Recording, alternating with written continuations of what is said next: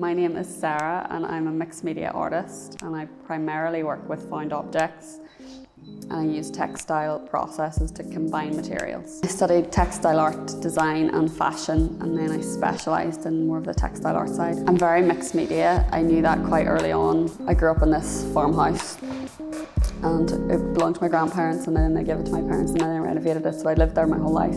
And I started to get really precious about things that mean something to me but don't mean anything to, like, if somebody else was to move in. I kind of approached it from like an archaeology point of view, like what would I leave behind and what would that say about me? I just started to think about what kind of footprint I would leave, and then started to look at patterns, breaking things down to shapes, like the square of my house and then the rectangles, and like the relationship between shapes and images that were really like imprinted in my mind. I wanted to take part in the programs. I was kind of stagnant at the stage I was at, and I knew where I wanted to be, but there was definitely a big gap there, like a gap in knowledge and a gap in experience, and I was just very aware that I didn't have the tools to get me from A to B. So I'm developing my work as a business.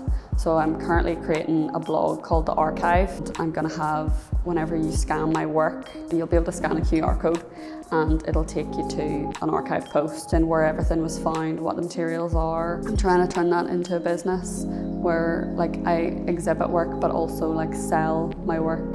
So I was so worried that I wasn't going to get like a career in the arts, and I think because of that I kind of pushed through and kept the momentum going after uni. I didn't really have a stopping point, and I'm really, really grateful that I did that, because I think if I'd stopped, it would have been so difficult to get started again. So that's not really advice for my younger self, that's just advice for young creatives in general, but just keep going, don't stop.